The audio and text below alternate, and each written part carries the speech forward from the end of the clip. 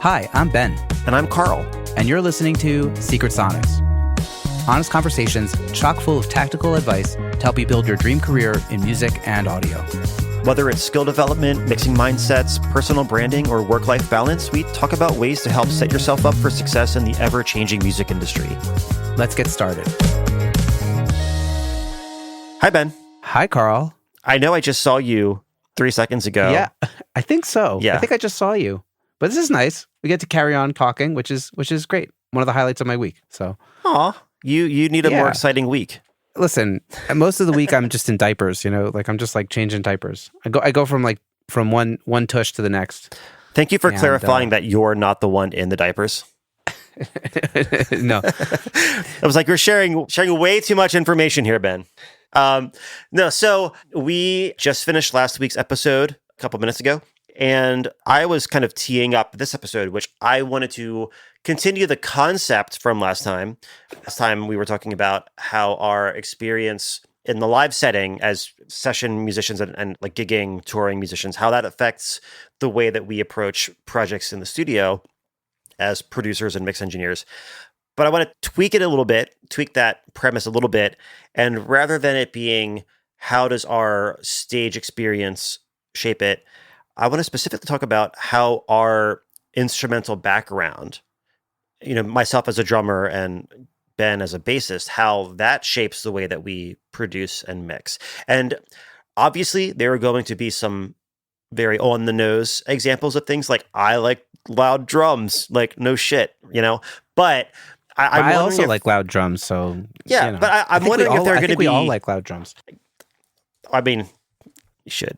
Because they sound good. But I think what I want to try to dig into is to see if there are any less obvious things that we've learned. Yeah, I think you should start because I think you had an idea. I think that's what prompted this.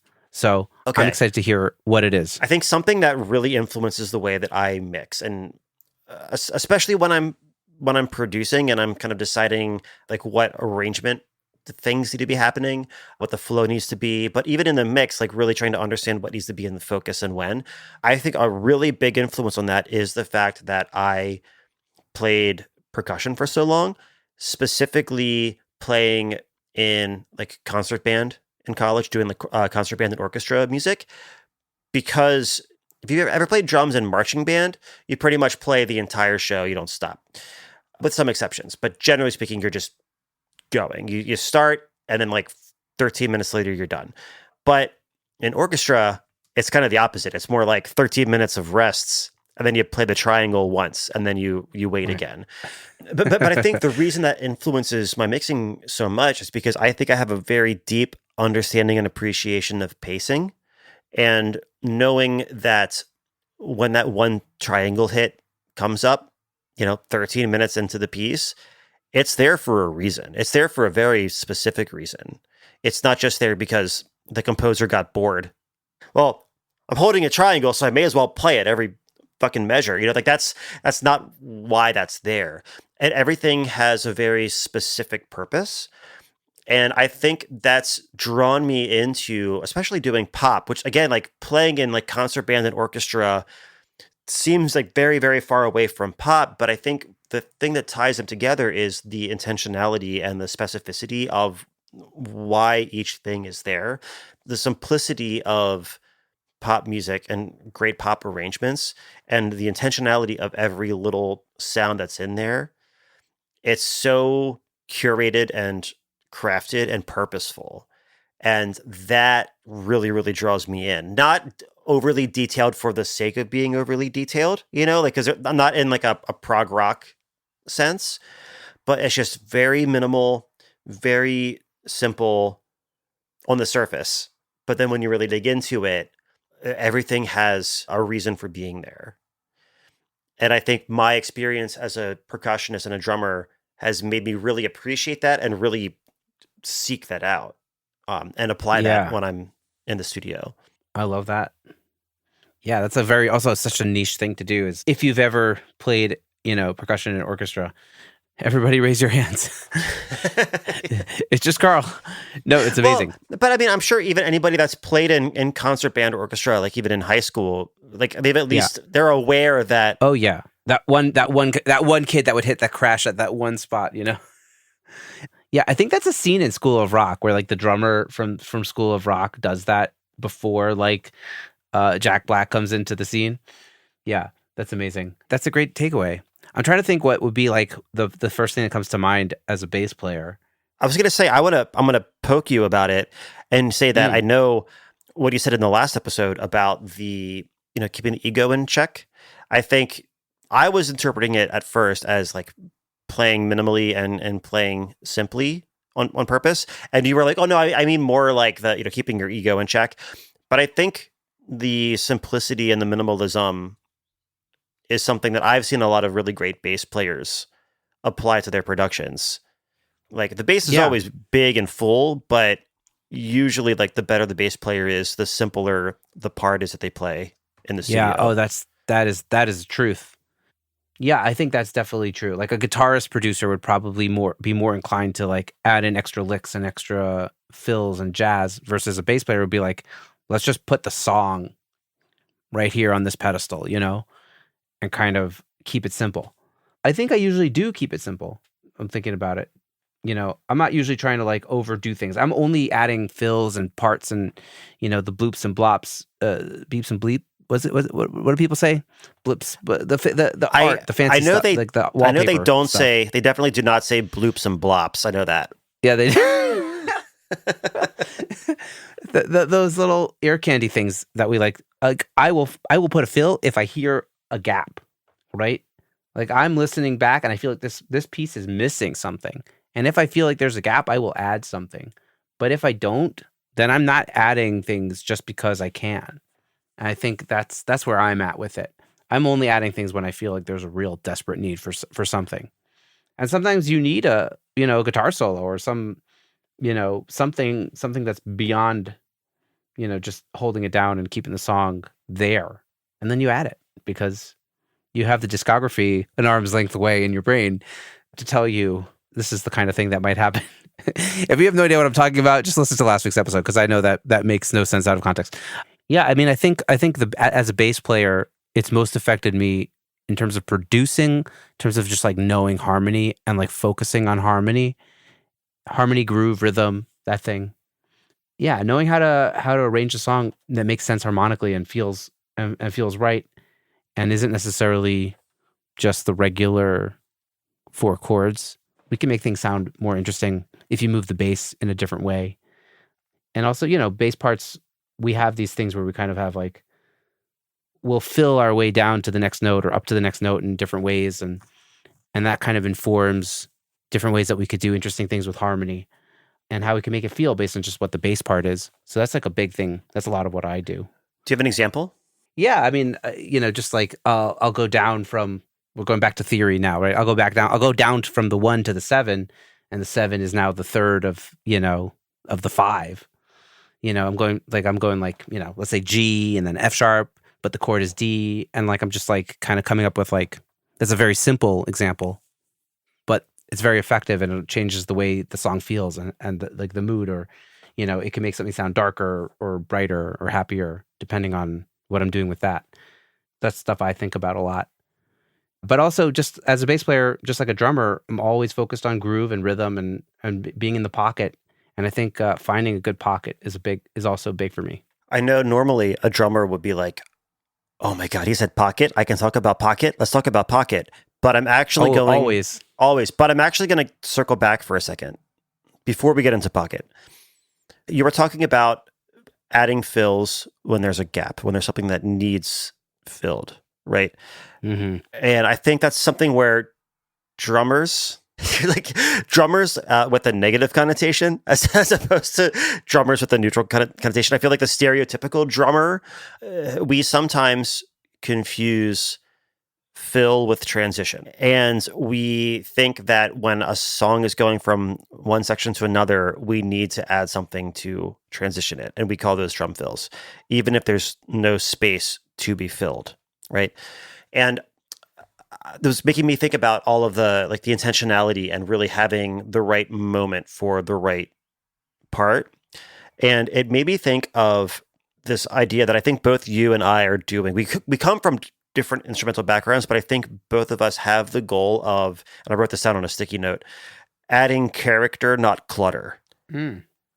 Does that make sense? Does that like seem like something Yeah, I that, don't know if that's not like a term I would have come up with because I'm not Carl, but I think I know what you're trying to say. I think you're trying to say like we're not just adding a fill because there's a transition here. We're adding a fill because it's adding to the emotion and the feel and dynamic of the song. yeah, we're not just adding something to add it. We're not trying to clutter up the arrangement. Like there's a moment that is missing, a character in the story.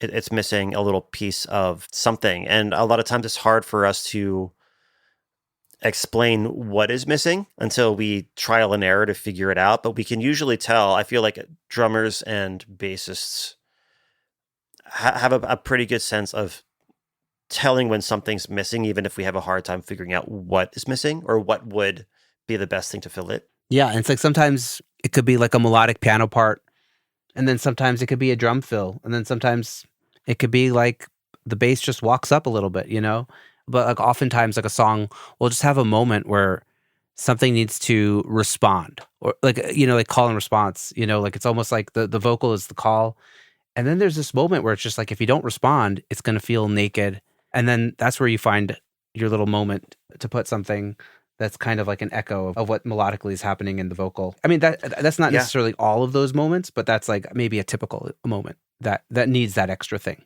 Yeah, I could think of an example for me kind of recently where it has nothing to do with drums, but I was working on the mix for the song Crush by Saint Slumber. And I probably said this before on the podcast, but most of my clients, when they hire me to mix, they also have me do some like additional production to it. So I'm usually kind of like at the if there are things that I feel are missing or need tweaked or added or removed or whatever, they want me to flag those things and try it. And at the end of the chorus, there was this moment where the way that the melody of the vocal part went through the chorus, it got to the second to last measure of the chorus, and there was this gap, this thing where Josh, the lead singer, like he knew there was something missing from it. I knew there was something missing from it, but we didn't know what it was. So I was there like in the mix trying to figure out how to solve that issue, what it could be.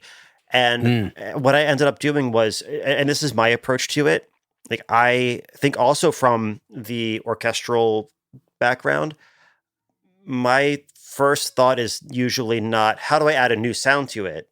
It's how do I take something that I already have out and maybe repurpose it or reuse it in this moment, like a sound or something. And I ended up grabbing this like synth lead that happens in the next section that doesn't happen anywhere in the chorus, and just literally going copy, bloop, pasting it into that one other bar, and it just perfectly became like the response that vocal was unknowingly calling for.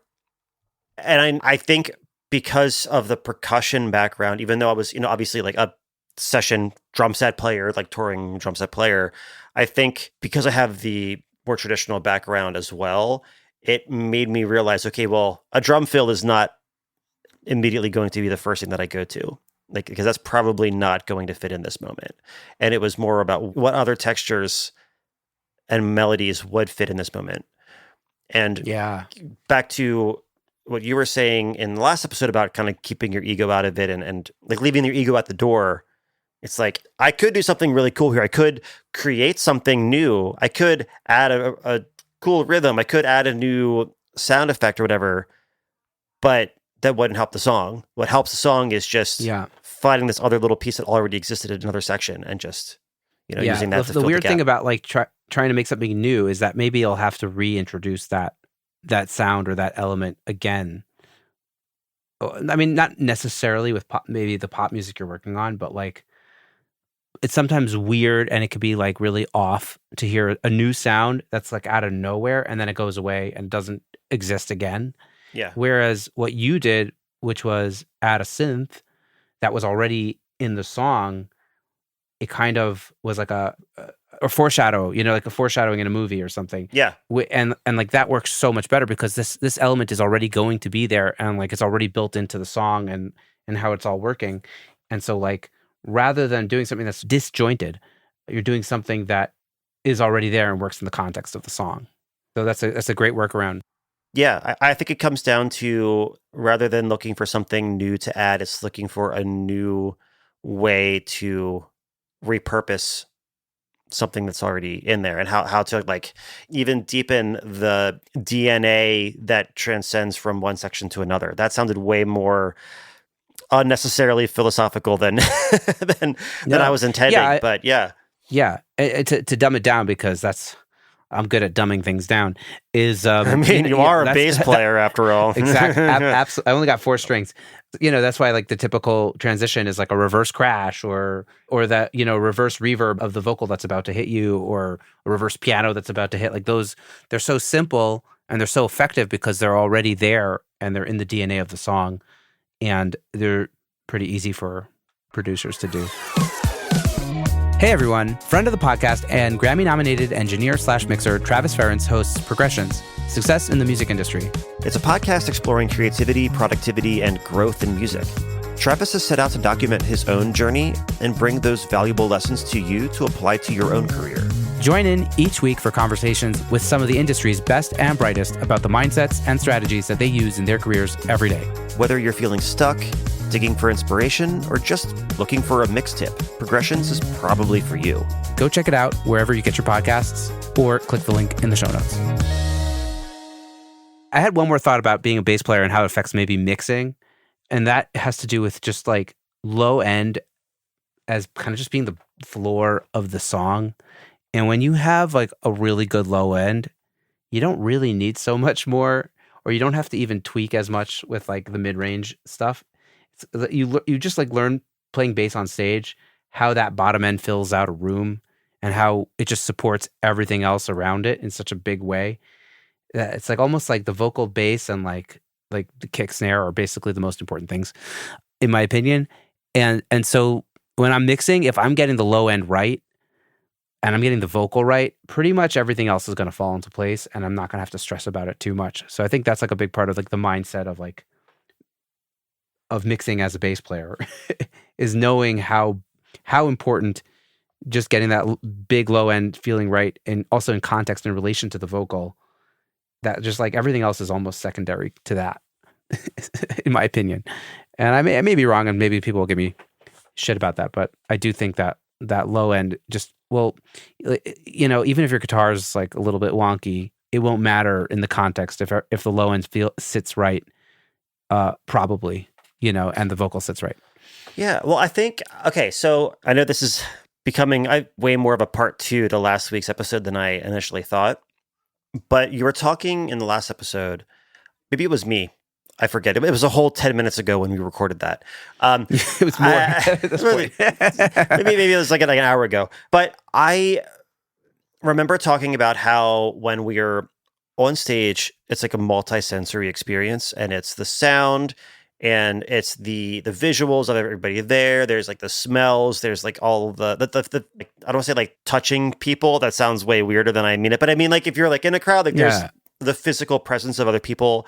The mosh pit. The heat of it, whatever it is. And when you're in the studio, it's really just the sound, or at least what's going to be the part that is going to be experienced by the listener is primarily just the sound. But then it's making me think now that, except for the bass, because I feel like the low end is very physical too. Like, yeah, it's still the sound that's causing the vibrations, but like if you're listening to music in your car, like you're gonna feel the bass too. That foundation is going to be super important in more than just the sound. That I know, like, yeah, that it's connected because the sound is what actually is making you feel the vibrations. And yes, okay, it's physics, whatever. But my point being is like you don't perceive hearing the guitar part as a physical experience. You perceive the subs as a physical experience. Interesting. Yeah, I didn't think that far into it, but I think that's a really great point. Yeah. Well, if there's There's one that thing that real- I'm good for, it's thinking too far into things. Love it. Wow, this is great. This has been a fun part 2 of this episode. I'm always like doing like random movie references now at the end of episodes, but you've seen Spinal Tap. So long ago, though. There's this great in the beginning of the thing there when Rob Reiner, he says, I want really to get like the the feel and the smells of a hardworking rock and roll band, like so so that was kind of what I was thinking about, and it's true. It's true. It's the human experience. Yeah, I prefer to forget about the smells of a hardworking rock band. Right, but you're not making a mockumentary, so that's true. That's the smells I don't miss about touring. Yeah. I totally am with you on that. And just like getting off an airplane and going to a hotel and needing to shower. I will leave this episode on a quick anecdote that will make everybody feel really gross. So you're all welcome in advance. Talking about smells of hardworking bands, I was leaving for a tour in the middle of July. I think it was going to be a 6-week run. And on the second day, one of the guys in the band spilled an entire bottle of kombucha onto the cloth seat of one of the van seats. In July, in the US, in a van that the air conditioner didn't work super great, and the back windows didn't open because it was like an old Ford van. That was a smell I'd like to forget. But clearly you haven't. I Not haven't. Yet. No, I have post-traumatic smell disorder. I don't know. There's some... Well, we know that the smell is a very strong sense. It is. Well, hopefully I never smell that again. Yes, let's amen to that, Carl. Yeah. Well, this has been fun, Carl. So thanks for doing part 2 with me. On that note, on the note of smelly kombucha tours. Well, I know you got to go. So I don't want you to miss pickup. So you can wrap it because you always wrap it. So whenever it feels good to you. Do I always wrap it? You always start wrapping it, and then I just like let you squirm until eventually I say, "Bye, Ben." Bye, Carl. We hope you enjoyed this conversation as much as we did. If anything here resonated with you, please share this or your favorite episode with a friend. And as always, we love to hear from our listeners, so find us on social media at Secret Sonics, at Ben Wallach Music, and at Carl Bonner. Until next time, bye, Ben. Bye, Carl. That was good. I think the outro was great.